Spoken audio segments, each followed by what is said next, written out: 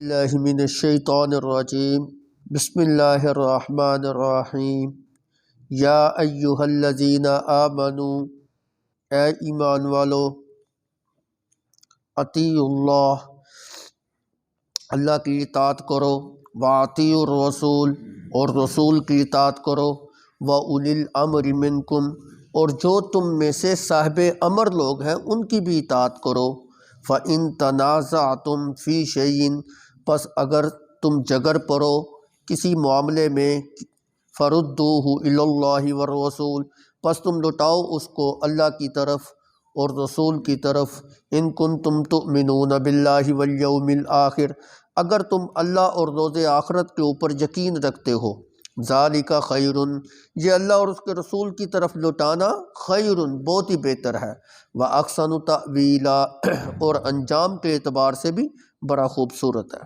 صدق اللہ العظیم۔ پچھلے درس کے اندر دو باتیں بیان کی گئی تھیں۔ ان اللہ یأمرکم ان تؤدوا الامانات الی اہلھا کہ امانتوں کو ان کے اہلوں کی طرف جو ان کے مالک ہیں جو ان کے حقدار ہیں ان کے سپرد کرو ان کے حوالے کرو۔ اور دوسری بات یہ بیان کی گئی تھی کہ فیصلہ کرنے کے اندر عدل کرو وَإِذَا حَكَمْتُمْ بَيْنَ النَّاسِ أَن تَحْكُمُوا بِالْعَدْلِ جب تمہارے پاس فیصلہ آئے تو لوگوں کے درمیان عدل و انصاف کے اوپر مبنی فیصلہ کرو، ظلم نہ کرو، زیادتی نہ کرو۔ ان دونوں باتوں کے اولاً مصداق وہ لوگ تھے جو حکماء ہیں، امراء ہیں، سلاطین ہیں، حاکم ہیں، سربراہان مملکت ہیں، قاضی ہیں، جج ہیں وغیرہ وغیرہ۔ لیکن اس کا مطلب یہ نہیں کہ صرف یہی لوگ جو صاحب اقتدار طبقہ ہے وہی اس کا جو ہے نا وہ مصداق ہے، عام بندہ مصداق نہیں ہو سکتا۔ عام بندے بھی، میں اور آپ بھی اس کے مصداق ہیں۔ اس کی مثالیں جو ہے نا میں پچھلے درس کے اندر بڑی وضاحت کے ساتھ دے چکا ہوں جی۔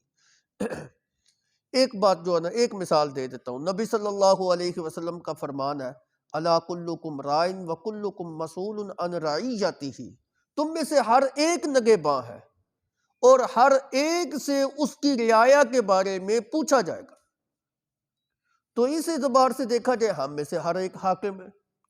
ایک گھر کا سربراہ جس کے نیچے بچے ہیں وہ ان کے اوپر اس کی حاکمیت ہے، اس سے پوچھ ہوگی کہ تم نے اپنے گھر کے اندر جو نا کیا کیا، اپنے بچوں کی تربیت کیسے کی۔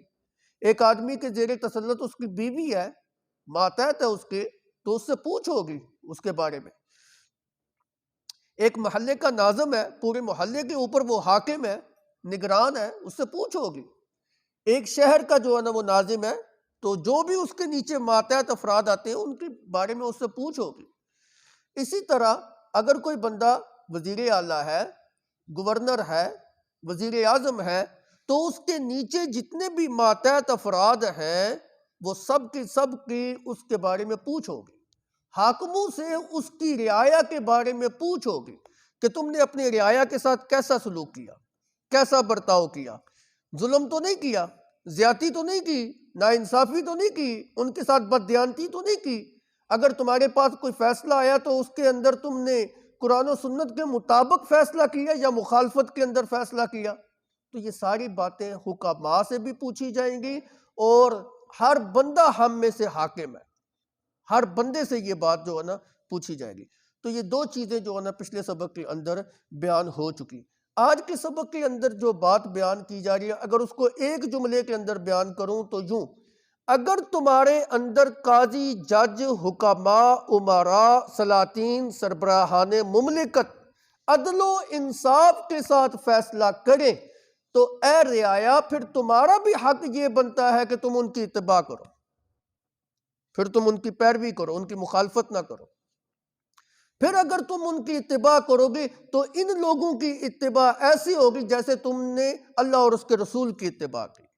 اسی کا تذکرہ آج کے سبق کے اندر آ رہا ہے جی۔ چنانچہ فرمایا یا ایھا الذین آمنوا اے ایمان والو اطیعوا اللہ اللہ کی اطاعت کرو واطیعوا الرسول اور رسول کی اطاعت کرو واولی الامر منکم اور جو تم میں سے صاحب امر لوگ ہیں ان کی اطاعت کرو۔ یہاں پہ اطاعت کے 3 درجے اللہ نے بیان کیے۔ اللہ کی اطاعت کرو، رسول کی اطاعت کرو اور اولو الامر جو لوگ ہیں ان کی اطاعت کرو۔ اللہ کی اطاعت کرنا ہر مسلمان کے اوپر لازم ہے، ہر مومن بندے کے اوپر لازم ہے، بلکہ مسلمان اور مومن کی کیا تخصیص، ہر انسان کے اوپر لازم ہے کہ وہ اپنے رب کا حکم تسلیم کرے۔ کیوں؟ اس لیے کہ اللہ کی ذات جو ہے وہ قادر ہے، اللہ کی ذات خالق ہے، اللہ کی ذات جو ہے وہ انسان کے اوپر اس کے بڑے احسان ہے، مربی ہے، محسن ہے، خالق ہے، رازق ہے، داتا ہے، مشکل کشا ہے، حاجت روا ہے، انسان کی فریادوں کو سنتا ہے، انسان کی ضروریات کو پورا کرتا ہے۔ انسان کے اوپر اگر کسی ہستی کے احسان ہے تو وہ اللہ رب العزت ہے۔ اتنے احسان ہیں، یقین کریں دنیا کے اندر جس کسی نے بھی میرے اور آپ کے اوپر احسان کیا نا، انسان اگر چاہے تو اس کا بدلہ چکا سکتا ہے، لیکن اللہ کے احسانوں کا بدلہ کوئی انسان نہیں چکا سکتا۔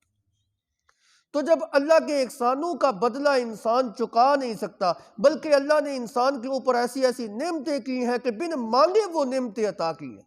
کب ہم نے اپنا وجود اللہ سے مانگا ہے؟ کسی انسان نے یہ دعا کی ہے کہ اللہ مجھے آنکھیں دے؟ بن مانگے اللہ نے آپ کو آنکھیں دی، بن مانگے اللہ نے آپ کو ہاتھ دیے، بن مانگے اللہ نے آپ کو بولنے والی زبان دی، دیکھنے والی آنکھ دی، پکڑنے والے ہاتھ دیے، چلنے والے پاؤں دیے، جسم کے اندر پتہ نہیں کیسی کیسی مشینری اللہ رب العزت نے تمہارے لیے فٹ کر دی ہے۔ سب سے بڑی ذات، محسن ذات جو ہے نا وہ اللہ رب العزت کی، ہر دم اس کا شکر ادا کرتے رہا کرو۔ انسان ساری زندگی اپنے رب کا شکر ادا کرے نا، خدا کی قسم ایک چھوٹی سی نعمت کا بھی شکر ادا نہیں ہو سکتا، حق ادا نہیں کر سکتا۔ اس لیے انسان جو ہے نا اس کو چاہیے کہ ہر دم جو ہے نا اللہ کا شکر ادا کرے۔ شکر کا ایک طریقہ کار یہ ہے کہ جو اللہ نے حکم ہمیں عطا کر دیا ہے نا، بس اس کے اوپر جو ہے نا آنکھ بند کر کے اس کے پیچھے لگ جائے۔ اطیعوا اللہ، اللہ کی اطاعت میں لگ جاؤ، اللہ کا کہنا جو ہے نا مان لو، اللہ کا حکم تسلیم کر لو، اسی میں تمہاری کامیابی ہے، اسی میں تمہاری کامرانی ہے۔ انسان کے اوپر سب سے بڑا حق اللہ رب العزت کا، حقوق اللہ جو ہے نا یہ مقدم ہے۔ اور اللہ کا حق ہمارے اوپر کیا ہے؟ ہمارے اوپر اللہ کا حق یہ ہے کہ ہم اللہ کی عبادت ایسے کریں کہ بالکل شرک سے پاک کر کے اس کی عبادت کریں، کہ مخلوق کا کوئی بھی فرد اس کے ساتھ شریک نہ کرے۔ اللہ کی ذات میں اور اس کی صفات میں اور اس کی خالقیت میں اور اس کی ربوبیت میں، اس کی رازقیت میں، اس کی مالکیت میں، اس کے الہ ہونے کے اندر کسی کو بھی شریک نہ کرے۔ وہ اپنی ذات اور صفات کے اندر وحدہ لا شریک ہے، نہ کوئی نبی، نہ کوئی ولی، نہ حضرت علی، نہ کوئی پیر، نہ کوئی پیغمبر، نہ کوئی زندہ، نہ کوئی مردہ، اس کا کوئی بھی کسی صفت کے اندر اس کے شریک نہیں۔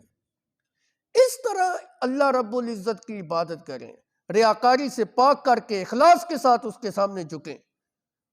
یہ اللہ کا حق ہے انسان کے اوپر۔ اور انسان کا حق اللہ کے اوپر کیا ہے؟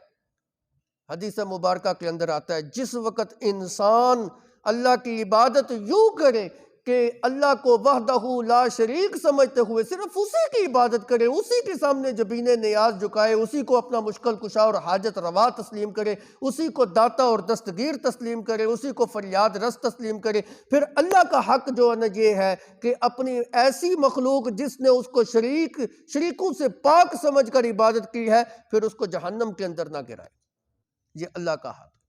مخلوق کا حق یہ ہے کہ اپنے رب کے حقوق کو پہچانتے ہوئے اسی کی عبادت کرے، شرک سے پاک کر کے۔ اور انسان کا حق یہ ہے کہ اللہ رب العزت پھر اس کو جہنم کی عذاب سے بری ذمہ کر دے۔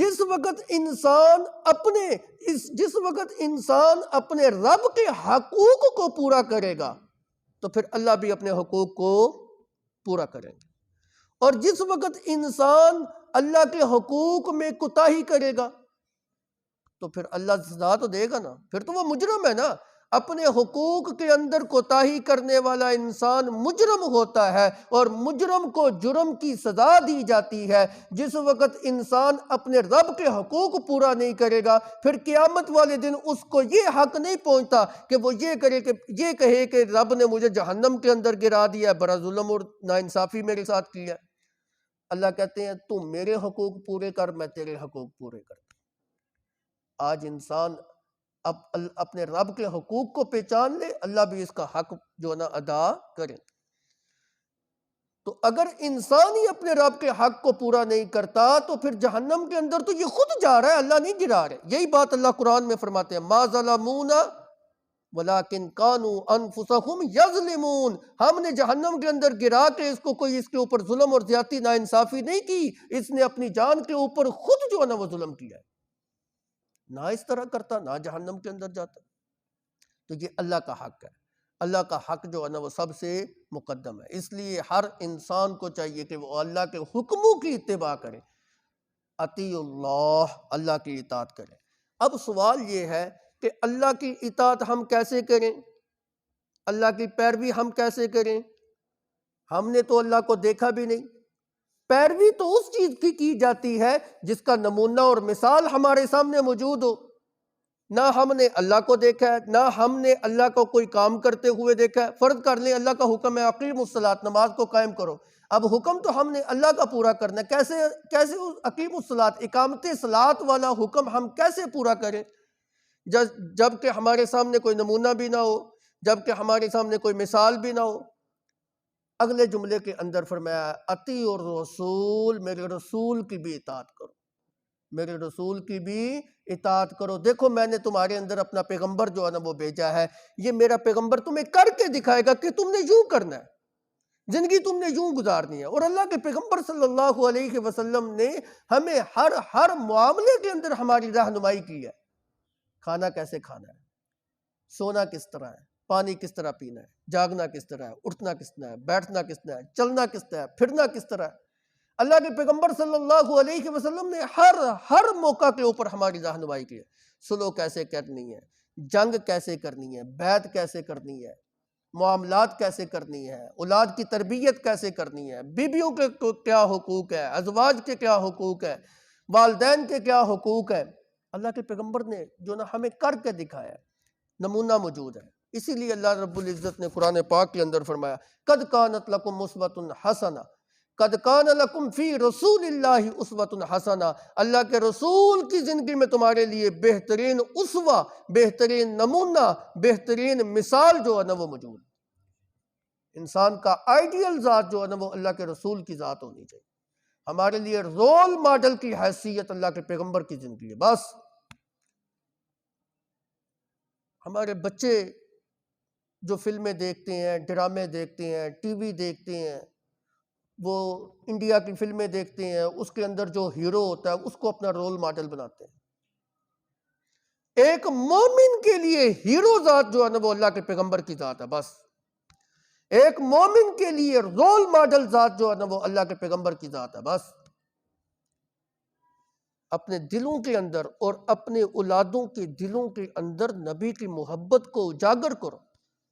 اللہ کے بعد اگر کوئی محسن ذات دنیا کے اندر ہے تو یقین کیجئے اللہ کے رسول صلی اللہ علیہ وسلم کی ہستی ہے جس نے اپنے لیے نہیں میرے اور آپ کے لیے رو رو کے مانگا، امتی امتی امتی، میری امت میری امت میری امت۔ ہمارا یہ حق بنتا ہے، اس روئے زمین کے اوپر ایک ہی ہستی ایسی ہے جس کے پیچھے آنکھ بند کر کے چلا جاتا ہے، بس باقی کوئی ایسی نہیں ہے جس کے اوپر آپ آنکھیں بند کر کے جو نا وہ چلیں، اندھے پن کے شکار ہو کے اس کے پیچھے چلیں۔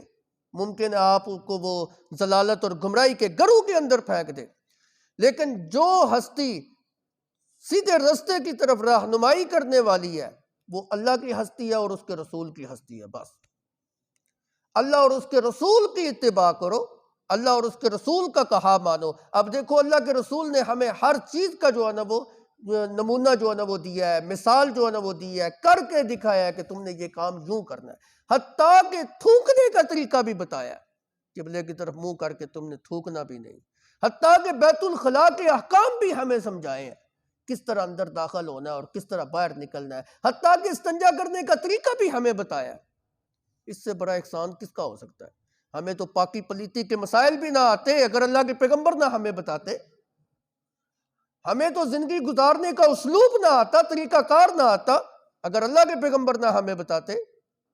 قد کان لکم فی رسول اللہ اسوۃ حسنہ، رسول اللہ کی زندگی کے اندر تمہارے لیے کیا ہے جی؟ بہترین نمونہ ہے۔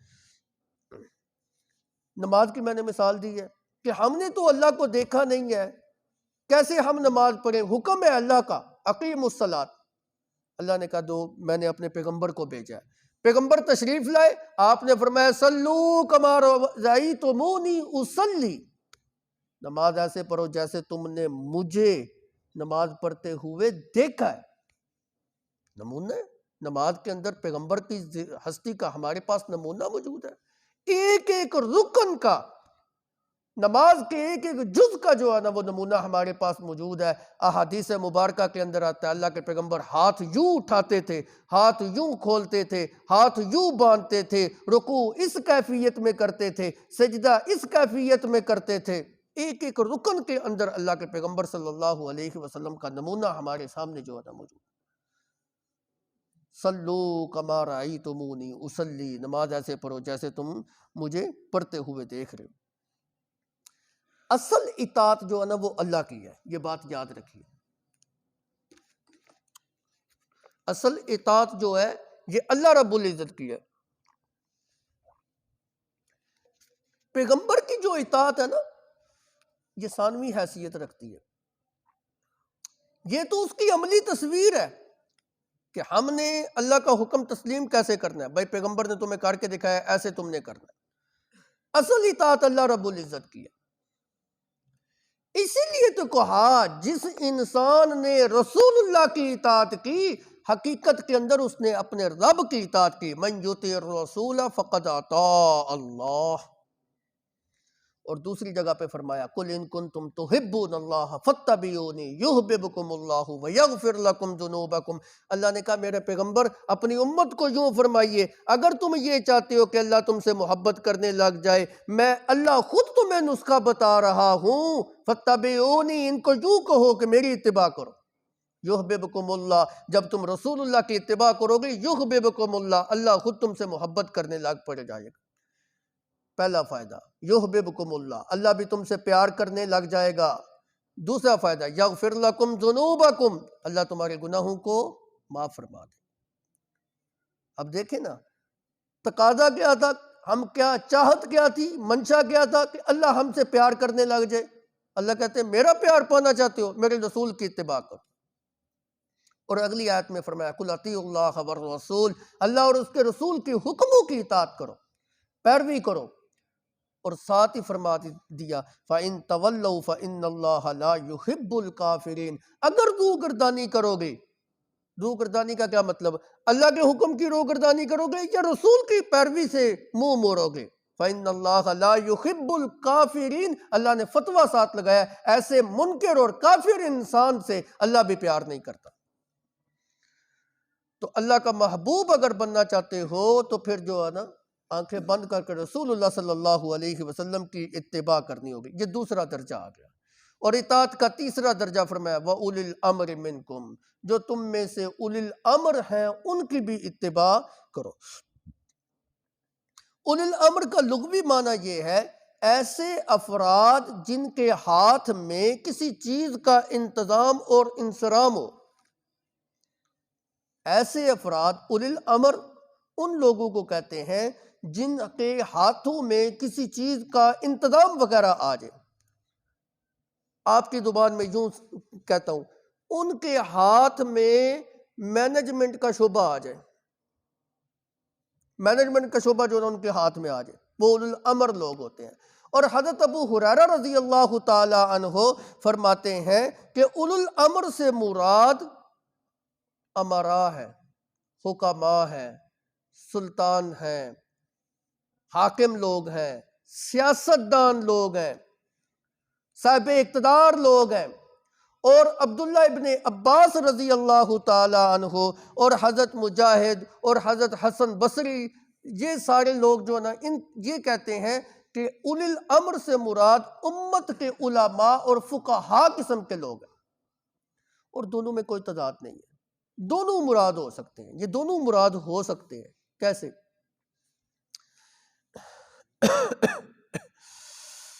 دیکھیں سیاست کا جو نظام ہے یہ صاحب اقتدار لوگوں کے ہاتھ میں ہے، اور علم دین کا جو نظام ہے یہ علماء اور فقہاء کے ہاتھ میں ہے۔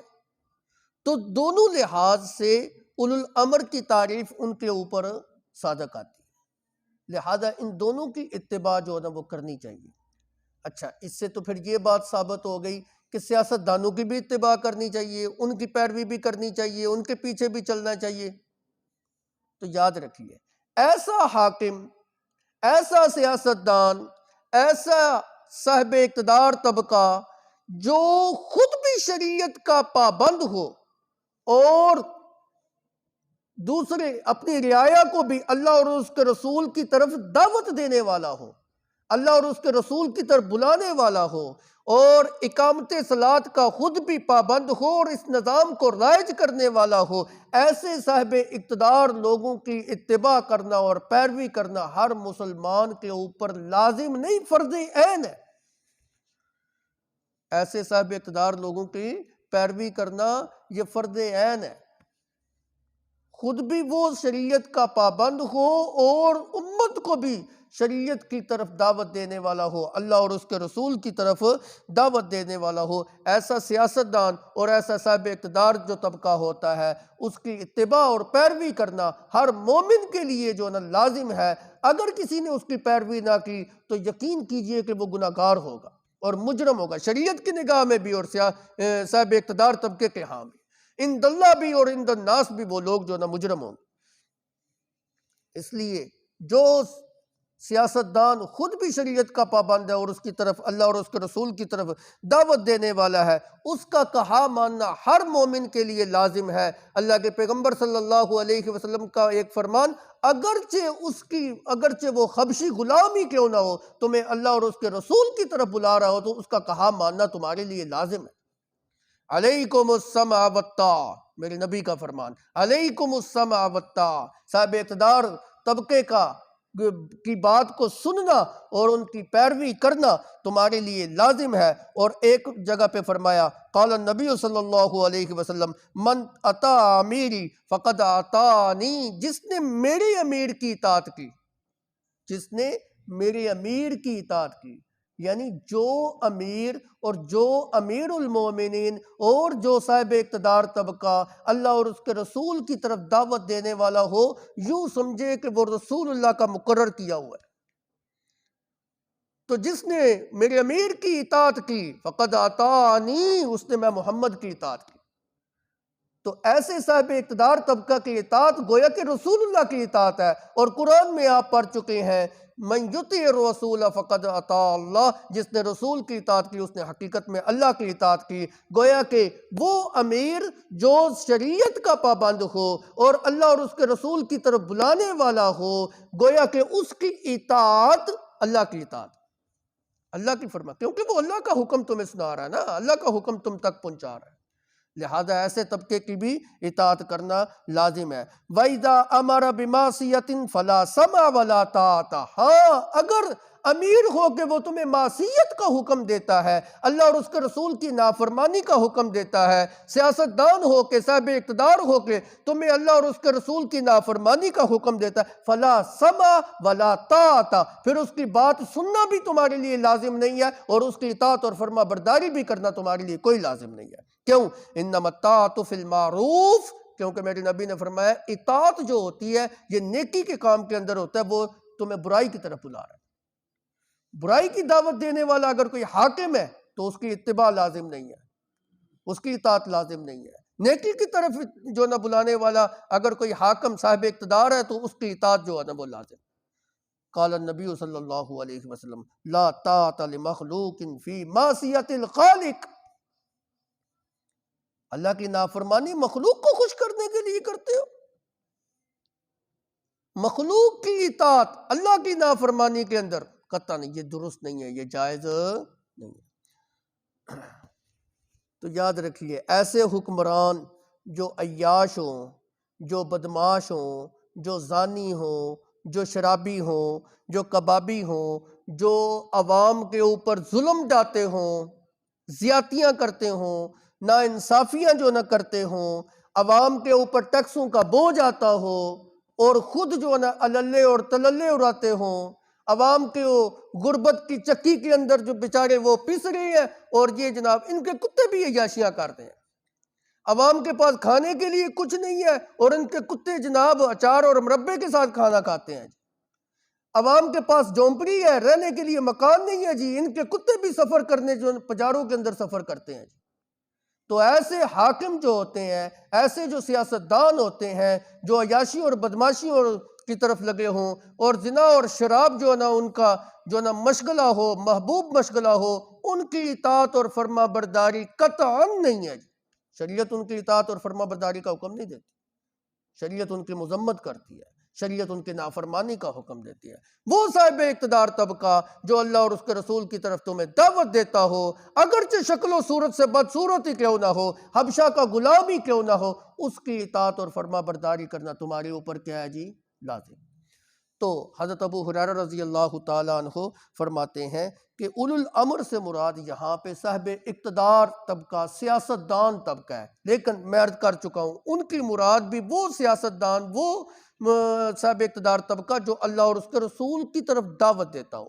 اور حضرت عبداللہ ابن عباس رضی اللہ تعالی عنہ فرماتے ہیں کہ یہاں سے مراد امت کے علماء اور فقہاء مراد ہیں، چونکہ وہ بھی جائز اور ناجائز کو، حق اور باطل کو نکھیرتے ہیں، لہٰذا ان کی اطاعت کرنا بھی تمہارے اوپر لازم ہے۔ علماء کی پیروی کرنا، علماء کی اتباع کرنا، علماء حقہ کے پیچھے پیچھے چلنا اور ان کا کہا ماننا، یہ ایسے ہی ہے جیسے اللہ اور اس کے رسول کا حکم تسلیم کیا جا رہا ہے۔ اس لفظ سے، اولی الامر کے لفظ سے یہ بات بھی سمجھ آ گئی کہ علماء کی تقلید کرنا بھی جائز ہے۔ اس سے تقلید والا موضوع بھی جو ہے نا وہ ثابت ہو جاتا ہے۔ تقلید کس کو کہتے ہیں؟ پیروی کو ہی کہتے ہیں نا۔ ایک بندہ جاہل ہے، اس کے پاس علم ہی نہیں ہے، ایک جاہل ایک عالم کی بات کو تسلیم کر کے اس کے پیچھے چل رہا ہے، یہ تقلید ہے۔ اس بیچارے کے پاس تو اتنا علم نہیں ہے کہ اس مسئلے کی جو ہے نا وہ صحیح روشنی تک جو ہے نا وہ پہنچ سکے، اس نے ایک عالم کی بات اور اس کی رائے کو تسلیم کر لیا۔ اور یاد رکھیے، یہ جو لوگ ہمارے اوپر یہ فتویٰ لگاتے ہیں کہ تقلید کرنا شرک ہے جی، گناہ ہے جی، نبی کی سنت کے مقابل ہے جی، یہ بالکل جھوٹ بولتے ہیں۔ تقلید قرآن و حدیث سے ثابت ہے۔ دیکھیں یہاں پہ اطیعوا اللہ واطیعوا الرسول واولی الامر منکم، اللہ کی بھی اطاعت کرو، رسول کی بھی اطاعت کرو، اور جو تم میں سے صاحب امر ہے، علماء ہے، فقہاء ہے، اللہ اور اس کے رسول کی طرف بلانے والے، ان کی بھی اتباع کرو۔ تقلید جو ہے یہ غلط نہیں ہے۔ ہاں، جو تقلید شخصی ہے، جو تقلید آباء و اجداد کی ہے، جو تقلید شریعت کے مخالف ہے، اور جو ہے نا اندھی تقلید ہے، ہم اس کی مذمت کرتے ہیں۔ ہم نے کیا کرنی ہے، وہ تو قرآن بھی اس کی مذمت کرتا ہے۔ حضرت یوسف علیہ السلام کا واقعہ آپ پڑھ لیں، انہوں نے کہا تھا میں نے جو ہے نا اپنی قوم کی ملت کو چھوڑ دیا ہے اور اپنے آباء و اجداد ابراہیم اور یعقوب اور اسماعیل اور اسحاق، ان کی جو ہے نا طرز کے اوپر چلتے ہوئے اپنے ایک اللہ کی عبادت کر رہا ہوں، عبادت اس کی کر رہا ہوں، اور اپنے جو آباء و اجداد جو نبیوں کی لڑی تھی ان کی پیروی میں لگا ہوا ہوں۔ معلوم ہوا کہ قوم کی ملت جو جس ڈگر کے اوپر چل رہی تھی، شریعت نے اس کی مذمت کی، حضرت یوسف نے بھی اس کی جو ہے نا مذمت کی، اور اپنے آباء و اجداد جو کہ نبی تھے اور نبی زادے تھے، ان کی جو ہے نا اتباع کے اندر لگ گئے۔ اچھے لوگوں کی تقلید کرنا جائز ہے، برے لوگوں کی تقلید کو ترک کرنا یہ لازم ہے۔ اس لیے تقلید کا جو عنوان ہے یہ قرآن و حدیث سے بالکل ثابت ہے۔ اور ایک مسئلہ سمجھیے گا، تقلید کن مسائل کے اندر کرنی ہے؟ ہر مسئلے کے اندر تقلید نہیں ہے۔ ایک حکم قرآن میں بالکل واضح ہے، حدیث مبارکہ کے اندر بالکل واضح ہے، اس میں آپ کے لیے یہ لازم نہیں کہ کسی امام کی تقلید کریں، اس کے اندر آپ کے اوپر یہ لازم نہیں کسی جو ہے نا مولوی اور مفتی کی رائے آپ اس سے پوچھتے رہیں، نہ۔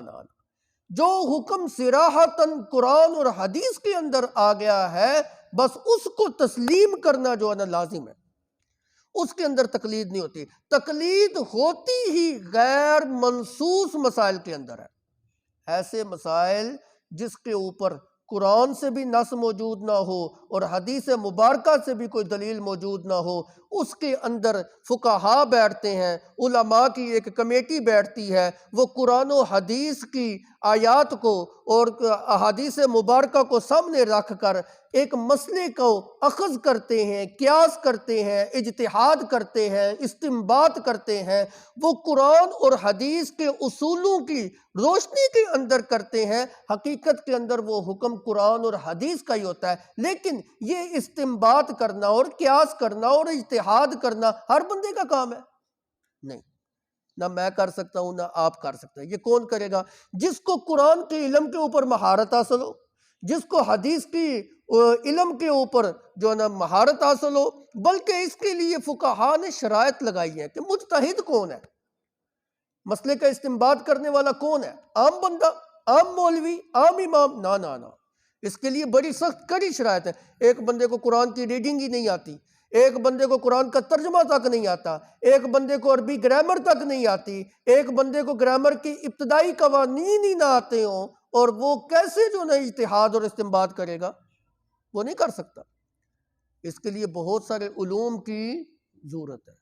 قرآن پڑھنے کے اندر اور قرآن سیکھنے کے لیے کسی علم کی ضرورت نہیں ہے، آپ بھی سیکھ سکتے ہیں، جاہل سے جاہل بندہ بھی قرآن سیکھ سکتا ہے۔ ہاں، مسائل اخذ کرنے کے لیے، استنباط کرنے کے لیے، اجتہاد کرنے کے لیے، قیاس کرنے کے لیے اس کے اندر قرآن کے اندر بھی مہارت تامہ حاصل ہو، اور احادیث مبارکہ کے اندر بھی مہارت تامہ حاصل ہو، اور عربی گرامر کے اندر بھی مہارت تامہ حاصل ہو، بلکہ اس کے علاوہ اور بھی بڑی علماء نے شرائط، کڑی شرائط جو ہے نا وہ لگائی ہے، وہ بندہ اجتہاد کر سکتا ہے۔ ہر للو پنجو جو ہے نا وہ اجتہاد نہیں کر سکتا۔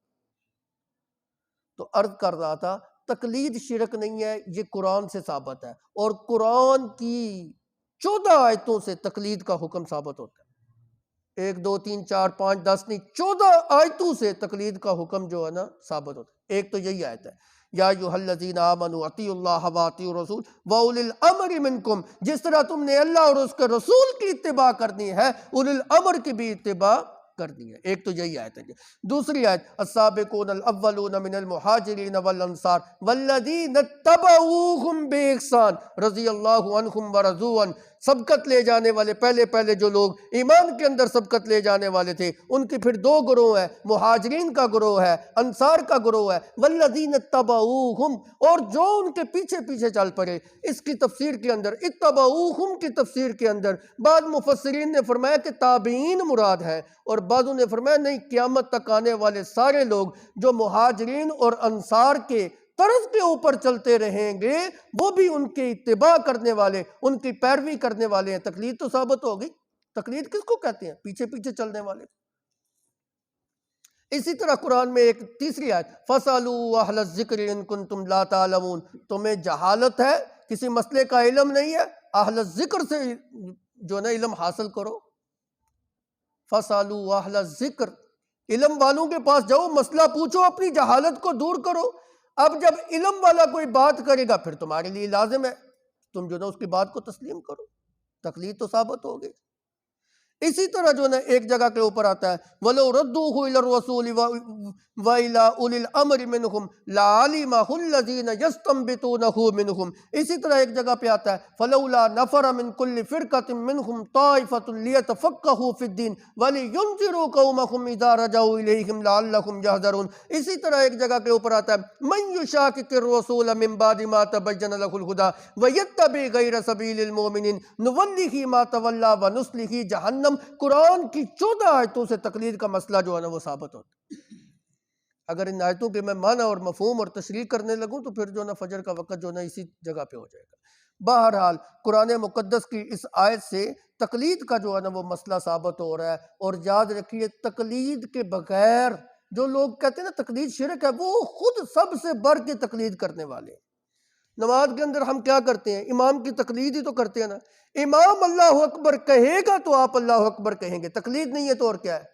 امام رکوع میں جائے گا تو آپ رکوع میں جائیں گے، امام سجدے میں جائے گا تو آپ سجدے میں جائیں گے۔ اگر کوئی بندہ جائے کسی مسئلے، کسی بھی مولوی اور مفتی سے جا کے مسئلہ پوچھ لیں، اگر آپ امام کے پیچھے کھڑے ہو کر امام کے سجدے میں جانے سے پہلے آپ سجدے میں چلے جائیں، کیا حکم ہے؟ کسی مولوی سے جا کے پوچھیں۔ اس بندے کی نماز ٹوٹ جائے گی۔ دنیاوی حکم تو یہ ہے امام کے آگے بڑھ جانے سے اس کی نماز ٹوٹ جائے گی، اور میرے نبی نے اس کے لیے یہ وعید سنائی، قریب ہے کہ اس کا منہ جو ہے نا گدھے کی طرح ہو جائے۔ امام سے آگے نہ بڑھا کرو، امام کے پیچھے پیچھے رہا کرو۔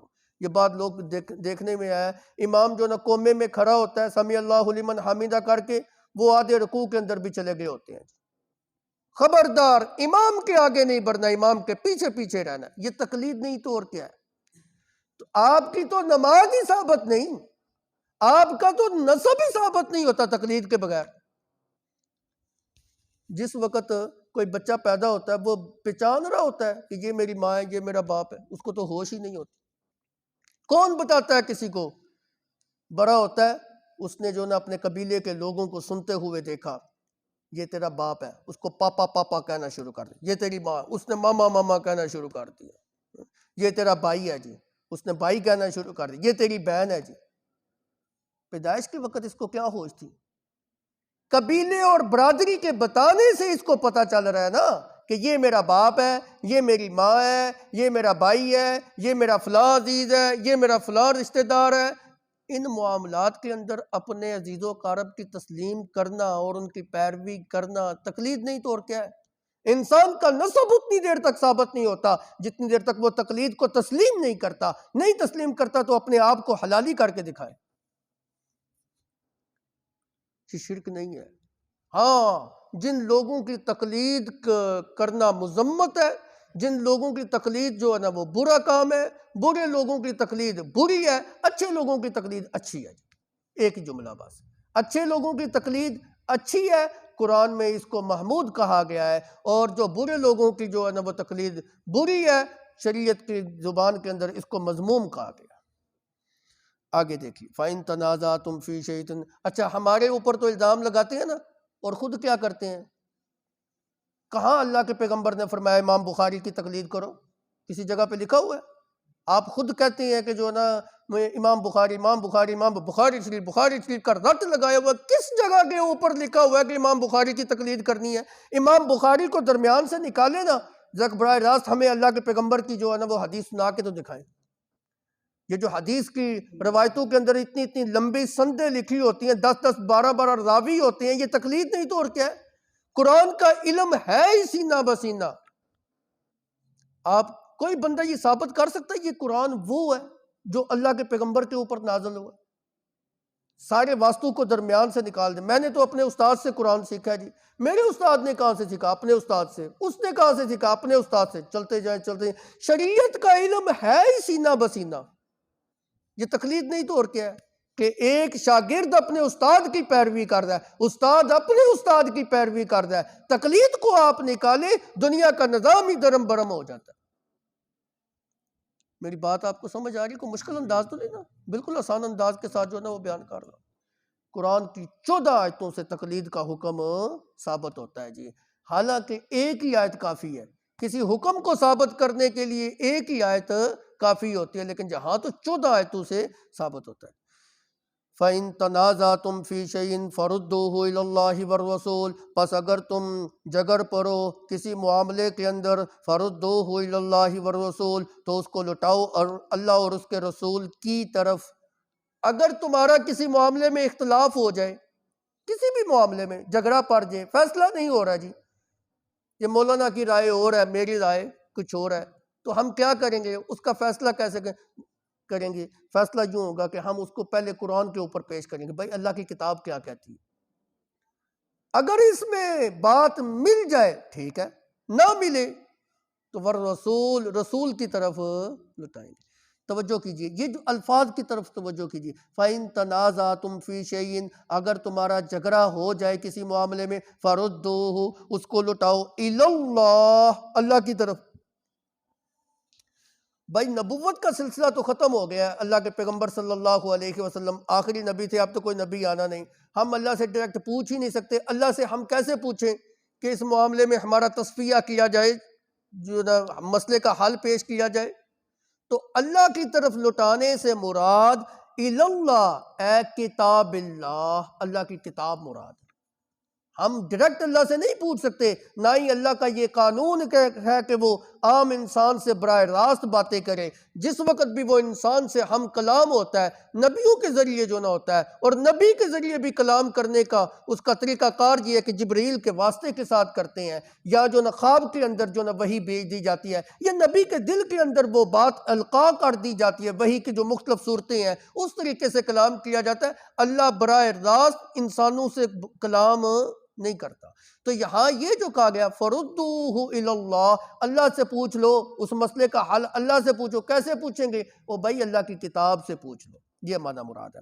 والرسول، اور رسول سے پوچھ لو، اگر رسول زندہ ہے تو ان کے پاس جا کے ان سے اس مسئلے کا حل پوچھ لو، جیسے صحابہ کرام کیا کرتے تھے۔ اب رسول اللہ صلی اللہ علیہ وسلم اس دنیا سے رخصت ہو گئے ہیں، آپ اپنی طبی زندگی گزار کے وفات پا چکے ہیں، اب کیسے رسول سے پوچھنا ہے؟ بھائی رسول اللہ صلی اللہ علیہ وسلم کی زندگی نمونے کی شکل میں تمہارے پاس موجود ہے۔ قد کان لکم فی رسول اللہ اسوۃ حسنہ، آپ کی سیرت جو ہے نا موجود ہے، اس میں دیکھ لو، زندگی کا ایک ایک گوشے کے اندر آپ کا نمونہ جو ہے نا یہاں پہ۔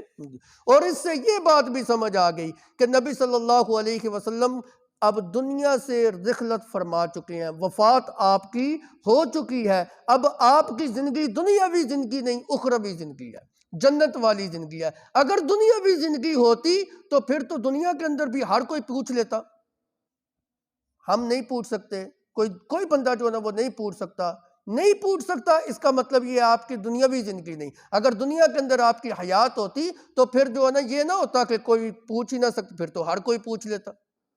تو نہ پوچھ لینا یہ اس بات کی دلیل بن گئی، نہ پوچھ سکنا یہ اس بات کی دلیل بن گئی کہ آپ اس دنیا سے اب رخصت ہو گئے ہیں، آپ کی وفات ہو گئی ہے، تبھی زندگی جو آپ کی 63 سالہ تھی وہ آپ نے گزار لی ہے۔ اگر کوئی بندہ وفات نہیں مانتا تو یاد رکھے، پھر یوں نہ کہا کرے کہ آپ نے دنیا کے اندر 63 سال گزارے، پھر تو زندگی چل رہی ہے ابھی، پھر تو قیامت تک چلتی رہے گی جی۔ بس آپ کی جو طبی زندگی تھی دنیا کی وہ ختم ہو گئی ہے جی۔ جس طرح عام انسان موت کا جام پیتے ہیں، اللہ کے پیغمبر نے بھی موت کا جام اسی طرح پیا جی۔ وما محمد الا رسول قد خلت من قبلہ الرسل۔ تو اس کے اوپر تو کتنی آیتیں، انک میت وانہم میتون۔ دنیا کے اندر کسی انسان کو دوام نہیں ہے، وہ اللہ کی ہستی ہے جس نے ہمیشہ ہمیشہ رہنا ہے، جو ابد سے ہے ازل تک رہے گا، ہمیشہ سے ہے ہمیشہ تک رہے گا، اول سے ہے آخر تک رہے گا، باقی ہر کسی نے جانا ہی جانا ہے، موت کا جام جو ہے نا وہ پینا ہی پینا ہے۔ فَإِن تَنَازَعْتُمْ فِي شَيْءٍ فَرُدُّوهُ إِلَى اللَّهِ وَالرَّسُولِ، اللہ اور اس کے رسول کی طرف تم لوٹاؤ۔ رسول اللہ صلی اللہ علیہ وسلم کی زندگی جو ہے نا وہ تمہارے سامنے موجود ہے۔ ان کنتم تؤمنون باللہ والیوم الآخر، اگر تم یقین کرتے ہو اللہ اور روز آخرت کے اوپر تو پھر تمہارے اوپر لازم ہے کہ اپنے جگروں کو اللہ اور اس کے رسول کی طرف لٹاؤ۔ اچھا ایک سوال کا جواب دیجئے، یہ لٹانا کس نے ہے؟ ایک بندے کے پاس شریعت کا علم ہی نہ ہو، وہ شریعت کے علم کو جانتا ہی نہیں، وہ کیسے اللہ اور اس کے رسول کے پاس جو ہے نا وہ لٹائے گا؟ اس میں پھر وہ محتاج ہو گیا علماء کا، پھر علماء کے پاس آئے گا۔ دو بندے جو آپس میں جگر رہے ہیں وہ کسی عالم کے پاس آئیں گے، بھائی ہمارے پاس تو اتنا علم نہیں ہے، آپ ہمیں بتائیں قرآن و حدیث کی روشنی میں اس مسئلے کا کیا حل ہے۔ اب کسی عالم نے ان کو بتلا دیا کہ یہ حل ہے جی، انہوں نے تسلیم کر لیا، تقلید ثابت ہو گئی کہ نہیں؟ بھائی یہی تقلید ہے کہ کسی کی بات کسی جاہل نے جہالت کی بنیاد پر اپنی جہالت کو دور کرنے کے لیے عالم کے پاس آ کے اس کی بات کو، اس کی رائے کو تسلیم کیا اور خود اس کے پیچھے چل پڑا، اور یہی بس تقلید ہے۔ اور یاد رکھیے، میں نے پہلے بھی عرض کیا، دوبارہ عرض کر رہا ہوں، تقلید غیر منصوص مسائل میں ہوتی ہے، جس کا حکم اللہ قرآن میں دے دے، حدیث مبارکہ کے اندر رسول اللہ صلی اللہ علیہ وسلم فرما دے، اس میں تقلید نہیں ہوتی۔ ان کنتم تؤمنون باللہ والیوم الآخر، اگر تم اللہ کے اوپر، روز آخرت کے اوپر یقین رکھتے ہو تو پھر اپنے جگروں کا فیصلہ اللہ اور اس کے رسول سے کرایا کرو۔ ذالک خیر و احسن تأویلا، یہ انجام کے اعتبار سے بھی بہت بہتر ہے، اور اس کے اندر خیر ہی خیر ہے۔ جو انسان اپنے فیصلے اللہ اور اس کے رسول کی طرف لٹاتا ہے، اس کو ایسا حل جو ہے نا وہ پیش اس کے سامنے ہوتا ہے کہ اس کے اندر خیر ہی خیر ہے، سعادت ہی سعادت ہے، برکت ہی برکت ہے، رحمت ہی رحمت ہے۔ وَأَحْسَنُ تَأْوِيلًا، اور اس کا انجام بھی بہترین ہے۔